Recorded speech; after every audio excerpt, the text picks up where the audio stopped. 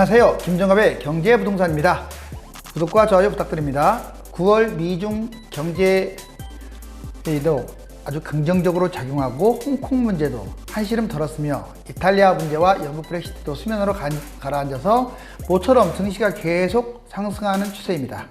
하지만 R&D의 공포와 미중 관세 충돌, 글로벌 경제의 근본 문제가 해결된 것이 아니기 때문에 낙관은 금물이며 당분간 코스피 2000선에서 이슈에 따라 등락할 것으로 보입니다. 안전자산인 달러와 금은 글로벌 경제의 안정화 흐름에 가격이 내려앉았으며 코덱스 은서물은 이틀간 큰 폭으로 하락한 상황입니다. 그렇다면 앞으로 코스피와 글로벌 증시, 달러, 금과 은의 향방은 어떤 흐름을 보일지 진단해 보겠습니다. 달러와 금과 은 약세 계속 둘까? 경기 반등이냐? 경제 위기냐? 지금 펀드 매니저들도 이렇게 부동자금에 대해서 확신을 못합니다. 왜? 80% 이상의 펀드 매니저들이요, 지금 글로벌 금융위기를 처음 겪는 아주 신세대들이거든요.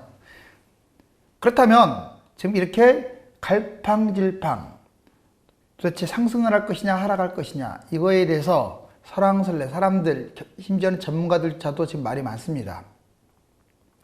최근 세계 증시가 다시 살아나면서 이제 올라갈 것이다, 이렇게 박스권을 뚫고 치고 올라갈 것이라는 전망이 있는 반면에, 대신에 무슨 얘기냐, 지금 큰 흐름상 하락 기조, 모든 경제 지표는 변한 게 하나도 없다. 자, 오히려 디플레이션, 글로벌 경기 침체까지 더해졌다. 달러, 금과 은 약세 계속 줄까요? 자, 금과 은의 전망을 한번 보겠습니다. 금 가격의 고점을 논하기는 지금 시기상조다. 여전한 장단기 금리 역전 속에서 미국 경기 침체 확률이 2020년 이후 기준선 30%를 상회하고 있어요. 그래서 아직도 금과 은은 유망하다. 두 번째, 미중 무역전쟁 브렉시트, 이것도 불확실성도 잠시 소강 상태일 뿐 해소되지 않았다는 점에서 장기 경기 확장기 후반 우려가 점증할 것이며, 미국 중앙은행 주도의 어떤 통화정책 완화 기조가 유지되는 한 1715달러를 향한 금 가격의 강세 전망도 유효하다. 세 번째, NH 증권에서는요, 금 가격 강세 전망을 하고 있습니다. 통화정책 완화 영향이죠. 은은 세계 은 생산량 2023년 10억 온스 넘을 것, 글로벌 데이터로 전망하고 있네요. 2016년 이후 감소세, 올해 9억 1350만 온스 전망하고 있습니다. 한편 은 가격은요, 이제 올 초 대비 상승세를 보이고 있습니다. 뉴욕 선물시장에서 올해 1월 2일 16,035달러 출발한 은 선물 가격은 지난 6일 18,111달러로 정말 크게 상승하면서 장을 마쳤습니다. 하지만 9월 첫 번째 1.2% 내린 상황입니다. 월드스트리트 저널은 올 들어 글로벌 채권 금리가 하락세를 이어가면서 투자자들의 안전자산 선호인 금은 등 귀금속 투자로 쏠리고 있다라고 지금 보도한 바 있습니다. 앞으로 금 선물, 백금 선물, 그리고 은 긍정적이다. 그리고 단기적으로 많이 올라 몇 달간 흉부장세 및 조정 가능성이 있으므로 관망하고 좀 지켜볼 필요가 있다고 판단합니다. 자, 그러면 이제 하나씩 지켜보자고요. 2019년 이후 글로벌 무역 추이, 대공황과 아주 흡사하다라는 기사가 떴습니다. 여기 보시면 대공황 때 1929년에서 32년 동안 계속 세계 경제가 하락을 맺지 못했습니다. 미국발 글로벌 위기 때는 하락했다가 다시 상승하면서 반등에 성공했는데, 최근 보세요.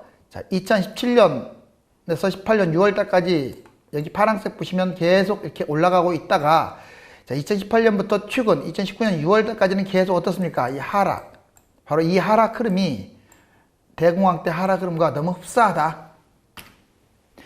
금값이 은값의 82배? 어제 그제 은값 낙폭이 심하면서요, 특히 금값 대비 은값이 더 낮아지는 경향이 보였습니다. 지금 80배 넘는 2008년, 2016년 글로벌 금융위기, 이때 증시가 폭락한 사례가 있습니다. 즉 금과 은의 격차가 80배 이상일 경우 어김없이 경기 불황이나 금융위기가 터졌다는 얘기예요. 자, 2008년부터 2018년 봤을 때 80%를 넘었던 이때 미국발 금융위기, 그리고 2011년 때 가장 낮았고요.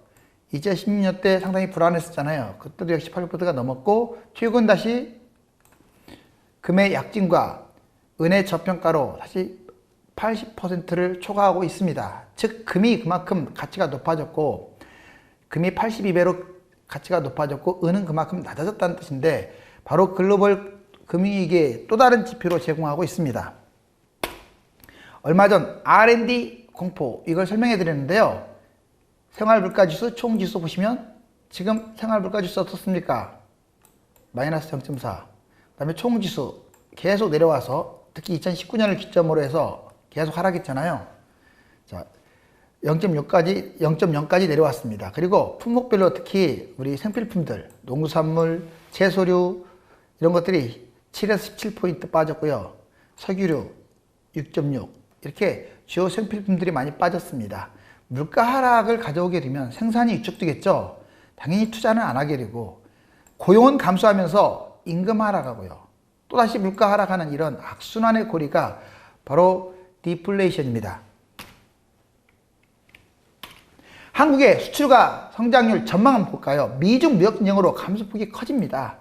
지금 보시면 2019년 4월달, 6월달 그 짧은 기간에 어떻습니까? 아주 직전 낙하하고 있죠. 지금 2.2%가 마이너스 7.3, 마이너스 6.9가 마이너스 13.7 정말 끝없이 추락하고 있습니다. 수출 물량 지수 증감률, 수출 증감률 모두 다 큰 폭으로 감소하고 있고요.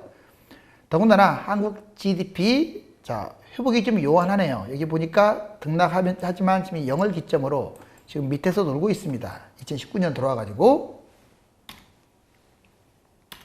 그나마 다행인 건 한국 CDS 프리미엄 부도 리스크 전망 상당히 안정화됐다는 거예요. 한국 부도 리스크 역대 최저치에 근접했다. 무역 협상이 낙관론이 확산되면서 이제 미중 무역 어떤 낙관이 확산되면서 한국물 CDS 프리미엄 자 20bp 때 사상 최저로 근접했습니다.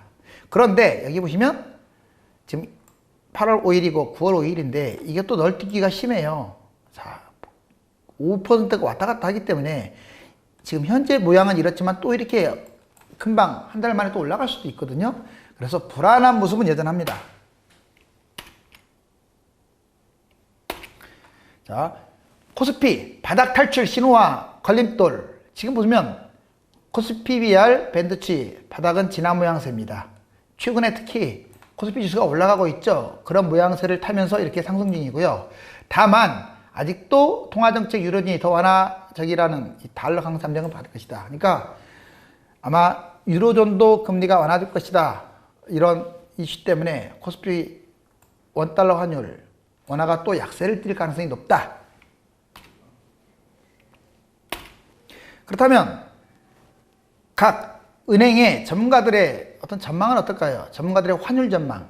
지금 9월 2019년 4분기, 2020년 1분기, 2020년 2분기 나눠서 대략 1195, 1185 이렇게 1180 플러스 마이너스에서 왔다 갔다 할 것이다. 박재성 우리은행 차장은요 1190에서 1240 그리고 1210, 1190 좀 이렇게 낮아질 것이다. 그래도 1180에서 1210 박스권을 예상하고 있습니다. 하준우 대구은행 차장 9월 전망치 1185, 1230, 1160, 1165, 1165 비교적 낮은 전망치인데 1160에서 1185를 예상하고 있습니다.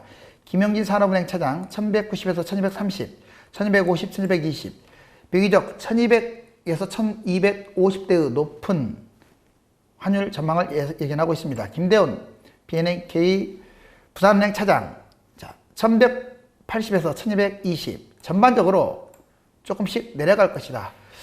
종합해 보면요 크게 환율이 악화되지는 않고 조금 나아질 것이다. 즉 1180에서 1100 한 1200 정도 언저리가 될 것이다. 그러니까 현재 환율에서 크게 변동성은 없습니다. 그래서 달러는 크게 올라가지도 않고 떨어지지도 않을 것이다라는 예측입니다. 원래 달러와 금은 반대로 움직이는 게 정상이에요. 여기 보시면 2016년부터 2019년까지 보자고요. 어떻습니까? 달러 지수 하얀 거, 금 지수 파란 거 이렇게 오히려 반대로 갔죠. 반대로. 그런데 최근에 와서 동조화 현상을 보이고 있어요. 이건 바로 글로벌 금융위기에 돼서 안전자산으로 같이 묶여버리다 보니까 자, 최근에 금과 달러가 강세를 띠면서 이런 현상이 벌어졌다. 자, 그럼 영역별로 어떨까? 한번 보자고요. 코스피 2019.5 오늘 종가 기준입니다. 자, 코스피 지수가 지금 계속 큰 폭으로 상승 중입니다. 자, 10년짜리를 봤을 때는 표가 안 나는데 1년짜리 보면 좀 많이 올라온 느낌이죠? 여기 보시면 이제 2679를 찍고 바닥까지 탈출한 다음에 최근 상승 중에 있습니다. 자, 오른쪽 1년짜리를 보시면 지금 큰 기준선을 여기로 잡을 수가 있겠죠? 여기. 자, 현재 2019 돌파했습니다. 그 다음 돌파점은요, 강력한 저지선이지만 2079가 될 가능성이 커요. 자, 2050 돌파하면 이제 2100 언저리까지도 가겠죠? 그런데 여기 10년짜리를 보시면 이게 대략 1920선이에요. 자, 이렇게 올라갈지, 이렇게 내려갈지는 아무도 모릅니다. 왜? 지금 임시적으로 글로벌 증시가 올라가는 거지 근본 문제가 해결된 건 하나도 없거든요. 자, 그리고 이쪽으로 내려갈 것이냐 올라갈 것이냐 상당히 어려운 기로예요. 그래서 이 시점에서는 굳이 제가 말씀드린다면 이제 최근에 이제 코스피가 지금 올라가는 추세이기 때문에 약간 좀 더 올라가지 않을까라는 전망을 하지만 2100을 치고 올라가면서 완전 상승 구도로 가기에는 조금 역부족입니다. 그렇기 때문에 인버스가 됐던 인덱스 레버리지가 됐던 투자해서는 안 됩니다. 그 다음에 원달러 환율입니다. 원달러 환율 오늘도 좀 빠졌어요. 그래서 1193에 안착한 모습이고요. 여기 보시면 10년짜리를 먼저 볼게요. 실질적으로 계속 여기 이제 바닥 1070이지만 사실상은 1080선에서 올라갔죠. 그래서 계속 치고 올라갑니다. 그래서 얼마 전에 1220 정도까지 이제 치고 올라갔는데 그러다가 다시 오늘 좀 빠지고 최근에 상당히 빠져가지고 1193 정도 되고 있죠. 얘도 마찬가지입니다. 이제 올라가면 1275 현재 상태에서 약 한 80 정도의 갭이 있죠. 그럼 하락하면 어디까지 하락할 것이냐? 뭐 여기는 아닐 것 같고 여기일 것 같습니다. 대략 한 1120 정도. 그러니까 떨어지면 1120, 올라가면 1250. 거의 중간선이라고 보여져요, 지금이. 자, 뭐 여기서 엄청나게 큰 폭이 아니고 10% 이내에 플러스 마이너스 흐름을 한 몇 달 보일 가능성이 크기 때문에 달러에 투자했다고 해서 막 불안해할 필요 없고요. 그 다음에 또 달러로 이렇게 이익을 많이 창출했다고 해서 뭐 기뻐할 상황은 아닌 것 같습니다. 이거는 크게 변동성이 없다. 오른쪽 보시면 지금 이제 최근 신고가를 찍다가 여기 이제 무너졌잖아요. 그 다음 이제 바닥이 여기인데 이것도 1150선이거든요. 그러니까 뭐 무너져봤자 1150, 좀 더 무너지면 1140 이렇게 그냥 편안하게 생각하시면 돼요. 올라간다면 이제 1250 돌파하면 좀 위험하겠죠. 이번에는 금을 보겠습니다. 금이 조금 모양새가 이제 좀 잘 봐야 합니다. 여기 제가 예전에 여기 약 59,000 대략 한 6만 선이잖아요. 실질적으로 여기 돌파했습니다. 그 다음 선이 대략 6만 한 3, 4천 선인데 여기를 돌파했어야 하는데 여기까지 근처도 못 갔죠. 좀 올라가는 듯 하다가 여기서 맴돌다가 결국은 무너져 가지고 오늘 57,885입니다. 대략 따진다면 이제 이 정도 선이죠. 그래서 뭐 많이 빠진 것은 아닌데 얘는 이제 올라갈 것만 생각할 게 아니라 역시 내려갈 것도 같이 봐야 돼요. 자, 내려간다면 1차가 여기입니다. 5만 대략 한 4천, 5만 4천이고요. 그 다음 2차는 대략 4만 7천입니다. 자, 5만 4천, 4만 7천. 아마 제가 보기에는 그 밑에까지 빠지긴 힘들 것 같고요. 4만 7천이 강력한 데드라인. 그리고 얘는 6만 8천 꼭지. 그럼 현재 시세이 5만 7천. 어떻습니까? 위아래가 딱 중간인 상황이에요. 그러니까 지금 여기서 많이 빠진다고 하더라도 한 20%를 넘기진 않을 것 같아요. 물론 20%가 작은 금액은 아닙니다. 그러니까 역시 금을 보유하신 분들도 크게 20% 선은 떨어질 것도 각오하시고요. 올라갈 것도 각오하시면 돼요. 그래서 손실을 보신 분들은 굳이 뭐 손절매할 필요 없는 것 같고요. 이익 보신 분들은 좀 털어냈다가 다시 사셔도 되고 아니면 그냥 끌고 가셔도 큰 문제는 없을 것 같아요. 자, 국내금 단기적으로 대신에 이렇게 많이 올랐죠. 그래서 제가 아까 말씀드렸던 선이 바로 이 선들을 말하고 있는 거예요.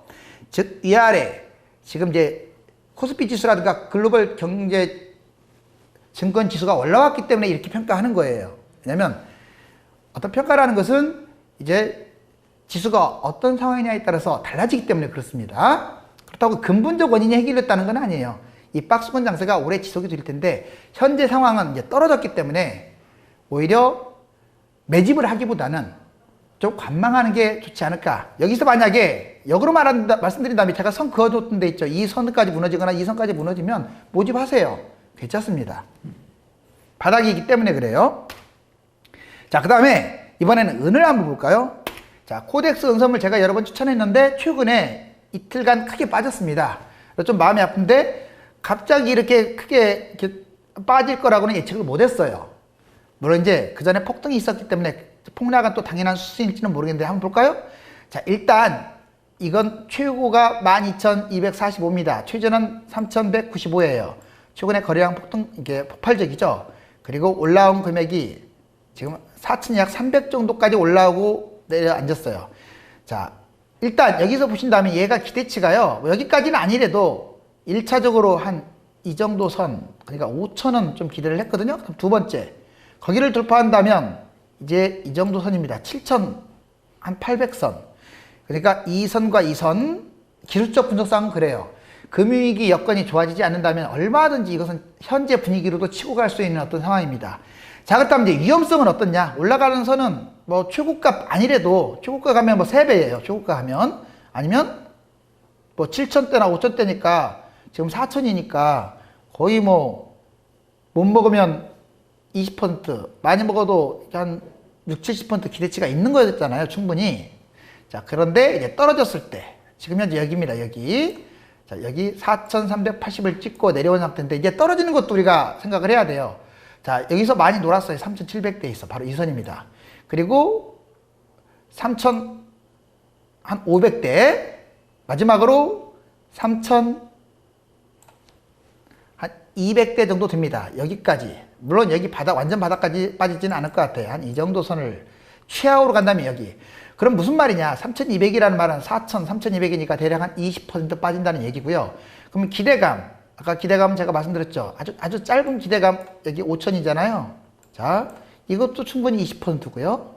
자, 그래서 위아래 본다면 마이너스 20 플러스 20.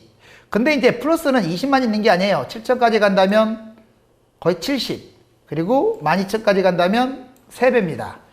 자, 바닥은 대략 한 20% 정도. 그러니까 여기서 약 한 3,200까지 빠질 수 있어요. 당장 빠진다는 얘기가 아닙니다. 그것은 이제 증시가 어떤 흐름을 보느냐에 따라 달라요. 그건 최악의 경우의 예시고, 여기서 조금 더 미끄러진다면 1차적으로 3,700~800대까지 무너지지 않을까. 그런데 이제 그렇다고 해서 막 팔 필요는 없어요. 뭐 여기에서 그 불안해가지고 막 던질 필요는 없고요. 지금 오늘 이 선이 무너졌기 때문에 3,700까지는 코스긴 하지만 올라가면 많이 기대감이 더 높기 때문에 얘도 역시 유효하다. 왜? 바닥은 최대치 20%지만 위는 최고치 3배까지. 뭐 현실적으로 보더라도 20%는 가시권으로 보이니까요. 자, 이제 이 은이 리스크와 기대감. 다른 것들에 비해서는 아직 많이 떨어졌다고 하지만 은이 기대감이 훨씬 높기 때문에 자, 추천합니다. 오히려 다우와 상해종합지수입니다. 다우는 26,797인데 거의 뭐 신고가 근처예요. 지금 거래량도 많이 늘어났고, 상해종합지수는요 지금 계속 많이 빠지고 최근 코스피하고 비슷한 흐름을 보이고 있습니다. 3,000이 조금 안 되는 2,999에서 지금 마감이 됐는데, 상해종합은 그냥 코스피하고 비슷하다고 보시면 되고, 다우산업은 개인적으로는 추격 매수를 하지 않는 게 좋을 것 같아요. 너무 지금 꼭지점이라 큰 이익이 없을 것 같습니다. 서울 중위권 아파트 얼마 전에 얘기했는데 지금 이게 바로 평균 분양 물량입니다.